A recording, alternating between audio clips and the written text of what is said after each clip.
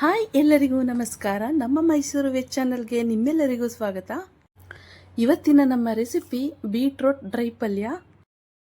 ಈ ರೀತಿ ಬೀಟ್ರೋಟ್ ಪಲ್ಯ ಮಾಡಿಕೊಂಡ್ರೆ ತುಂಬಾ ಟೇಸ್ಟಿಯಾಗಿರುತ್ತೆ ಮತ್ತು ಇದನ್ನು ತುಂಬ ಕಡಿಮೆ ಸಮಯದಲ್ಲಿ ಮಾಡಬಹುದು, ತುಂಬ ಕಡಿಮೆ ಇಂಗ್ರೀಡಿಯೆಂಟ್ಸಿಂದನೂ ಮಾಡಬಹುದು.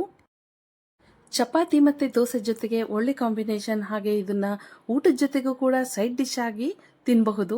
ಈ ರೀತಿ ಬೀಟ್ರೋಟ್ ಡ್ರೈ ಪಲ್ಯ ಮಾಡಿಕೊಂಡ್ರೆ 2 ಚಪಾತಿ ತಿನ್ನೋರು 4 ಚಪಾತಿ ತಿಂತಾರೆ. ತುಂಬಾ ಟೇಸ್ಟಿಯಾಗಿರುತ್ತೆ. ನಮ್ಮನೇಲಂತೂ ಎಲ್ರಿಗೂ ತುಂಬಾ ಇಷ್ಟ. ಹಾಗಾದರೆ ಬನ್ನಿ ಈ ಬೀಟ್ರೋಟ್ ಡ್ರೈ ಪಲ್ಯ ಮಾಡೋದು ಹೇಗೆ ಅಂತ ನೋಡೋಣ. ಬೀಟ್ರೋಟ್ ಡ್ರೈ ಪಲ್ಯ ಮಾಡೋದಕ್ಕೆ ಮೊದಲಿಗೆ ನಾವಿಲ್ಲಿ ಕಡಲೆಕಾಳನ್ನು ನೆನೆಸಿ ಇಟ್ಕೊಂಡಿದ್ದೀವಿ. ಇದು ಸುಮಾರು 200 ಗ್ರಾಮ್ ಕಡಲೆಕಾಳು ಇರಬಹುದು. ಇದನ್ನು ಓವರ್ ನೈಟ್ ನೆನೆಸಿಟ್ಟಿದ್ದೀವಿ. ಹಾಗೆ ಅರ್ಧ kg ಬೀಟ್ರೋಟ್ನ ಈ ರೀತಿ ಚಿಕ್ಕದಾಗಿ ಕಟ್ ಮಾಡಿ ಇಟ್ಕೊಂಡಿದ್ದೀವಿ. ಕುಕ್ಕರ್ಗೆ ಕಡಲೆಕಾಳನ್ನ ಬೇಯಿಸೋದಕ್ಕೆ ಇಟ್ಟು ಅದ್ರ ಜೊತೆಗೆ ಸಪ್ರೇಟ್ ಬೌಲಲ್ಲಿ ಬೀಟ್ರೋಟ್ನ ಇಟ್ಬಿಟ್ಟು ಉಪ್ಪನ್ನು ಹಾಕಿ ನಾವು ಸ್ಟೀಮ್ ಮಾಡ್ಕೊಂಡಿದ್ದೀವಿ 3 ವಿಜಲಲ್ಲಿ. ನೋಡಿ, ಈ ರೀತಿ ಕಡಲೆಕಾಳನ್ನ ಪ್ರೆಸ್ ಮಾಡಿದ್ರೆ ಪೇಸ್ಟ್ ಆಗಬೇಕು, ಕರೆಕ್ಟಾಗಿ ಬೆಂದಿದೆ ಅಂತ ಅರ್ಥ. ಅದನ್ನು ಸಪ್ರೇಟಾಗಿ ಎತ್ತಿಟ್ಕೊಂಡು ಒಂದು ಮಿಕ್ಸರ್ ಜಾರ್ನಲ್ಲಿ 4 ಹಸಿಮೆಣಸಿನ್ಕಾಯಿ, 2 ಟೇಬಲ್ ಸ್ಪೂನ್ ಸಾಸಿವೆ ಹಾಗೂ 2 ಇಡಿ ಹಸಿ ತೆಂಗಿನಕಾಯಿ ತುರಿನ ಹಾಕ್ಕೊಳ್ತಾ ಇದ್ದೀವಿ.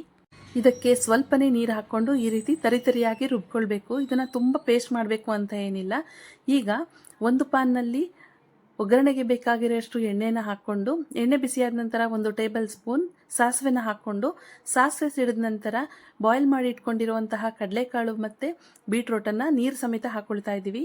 2 ರಿಂದ 3 ನಿಮಿಷ ಈ ರೀತಿ ಒಗ್ಗರಣೆನಲ್ಲೇ ಇದನ್ನು ಫ್ರೈ ಮಾಡ್ಕೊಳ್ಬೇಕು. ಯಾಕೆಂದರೆ ಇದರಲ್ಲಿರೋಂತಹ ನೀರಿನಂಶ ಸ್ವಲ್ಪ ಡ್ರೈ ಆಗೋವರೆಗೂ ಮಾಡ್ಕೊಳ್ಬೇಕು. ಗ್ಯಾಸ್ನ ಹೈ ಫ್ಲೇಮ್ನಲ್ಲೇ ಇಟ್ಕೊಂಡು ಈ ರೀತಿ ಫ್ರೈ ಮಾಡ್ಕೊಳ್ಬೇಕು. ನೋಡಿ, ನೀರಿನ ಅಂಶ 1/4 ಭಾಗ ಕಡಿಮೆ ಆಗಿದೆ. ಈಗ ನಾವು ರುಬ್ಬಿಟ್ಕೊಂಡಿರುವಂತಹ ಸಾಸಿವೆ, ಹಸಿಮೆಣಸಿನಕಾಯಿ, ತೆಂಗಿನಕಾಯಿ ಪೇಸ್ಟ್ನ ಹಾಕ್ಕೊಳ್ತಾ ಇದ್ದೀವಿ. ಹಾಕ್ಕೊಂಡು ಇದನ್ನು ಚೆನ್ನಾಗಿ ಮಿಕ್ಸ್ ಮಾಡ್ಕೊಳ್ಬೇಕು.